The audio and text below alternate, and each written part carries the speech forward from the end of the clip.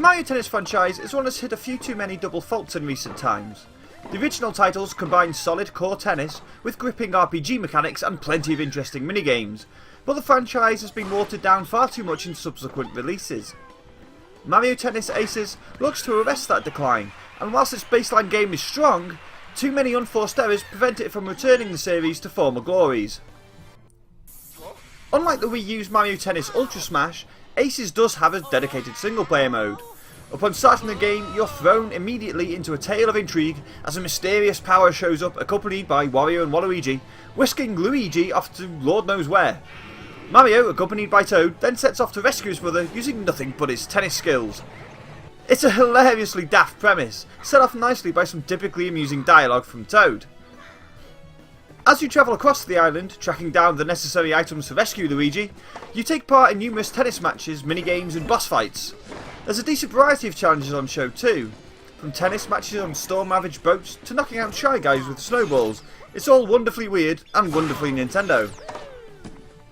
That said, you shouldn't have too much difficulty beating the game, including clearing every stage and unlocking every racket in under half a dozen hours. It's a fun time, but not an overly challenging one, so you'll be feeling satisfied if not particularly accomplished by the time the credits roll. The Ghost of Mario Tennis' RPG Pass does make an appearance in the form of experience and levelling up. Completing stages will earn you XP, and even failure will reward you with a minor boost too. Similarly, your stats will be improved when you go up a level. Weirdly though, this is done automatically. There's no way to tailor your stats towards speed over power, for example, so the whole thing just seems like a giant waste of time. If you're half decent, you don't need to spend any time at all grinding in order to progress, the difficulty curving in tandem with your natural growth as a player. It's a shame because it would have added a lot more depth to the adventure mode and a lot more replayability. There's no way to play through as a different character, so going back and developing Mario into a slow but powerful baseline hitter, or a weaker but more nimble player instead of his usual solid all-rounder, would have made for some new challenges. As it stands, whilst the varied games are fun, there's nothing compelling you to play them again once you've beaten it. This lack of depth underneath a pleasant surface is evident in the presentation of adventure mode too. As you move from point to point on the map, you're greeted with a conversation between Toad and whichever inhabitant of the island is occupying that space. This conversation takes place superimposed on the world map though, not during a cutscene like you might expect. It's a real shame that the funny writing isn't complemented by a couple of visual gags, and characters reacting with shock to something that isn't actually on screen just looks odd and ruins the fun of it all. This problem also shows up at key points during your adventure. Defeating a boss and recovering a power stone results in the animation of a chest being opened, but no stone. Similarly, when you unlock a new racket, all you get is a racket unlock message. No cool animation, not even as much as a fist pump and a wahoo from Mario. It's utterly uncharacteristic of a Nintendo game to lack these little touches. Fortunately, a decent level of polish is present in the other single player mode, Tournaments. Matches are introduced, commentated on and analysed by a pair of Toads, really bringing the games to life and adding to the sense of occasion. You genuinely feel like you're competing in the Mushroom Kingdom's version of Wimbledon, even if you will breeze through the 3 cups on offer like Serena Williams taking on a 6-year-old. On the court, and the action is just as impressive. Whether hitting flattened, sliced or topspin shots, every stroke feels great to pull off. Lob and job shots add great technical choices to your arsenal too, and overall the core tennis underneath everything is as impressive and as polished as it's always been.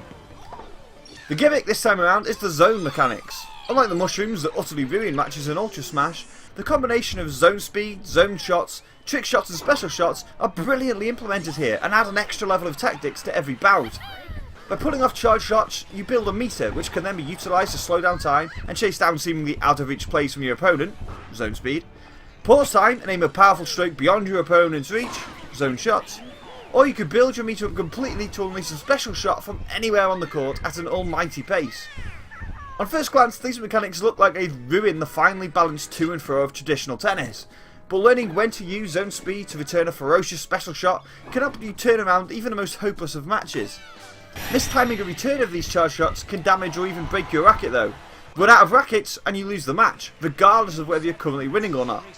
It's an interesting dilemma to find yourself in. Risk the return and potentially lose the match outright, or concede the point and hope you fare better in the next set. Taking the matches online will be where Mario Tennis Aces either lives or dies. You've got a choice of the standard matches or simple rules games, without all the slow-mo racket breaking stuff. But, unfortunately, that's about it as far as your input goes.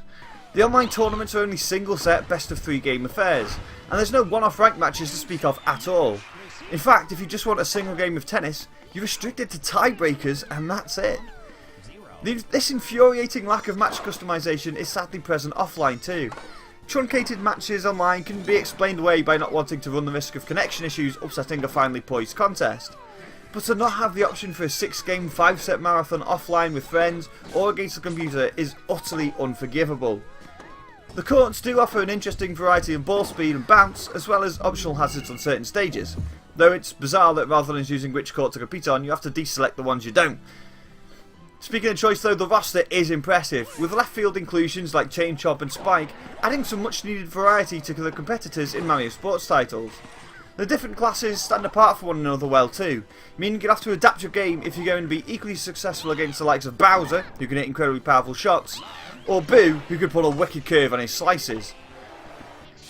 Mario Tennis Aces starts strongly with a powerful serving of rock solid core tennis, cleverly implemented new mechanics, and a fun, if short, adventure mode. But the appalling absence of match customization, an incredibly uncharacteristic lack of polish in some areas, and very little content to bring you back to the table after you've tried everything once, means that Aces sadly fails to capitalise on its baseline ingredients. 2 stars.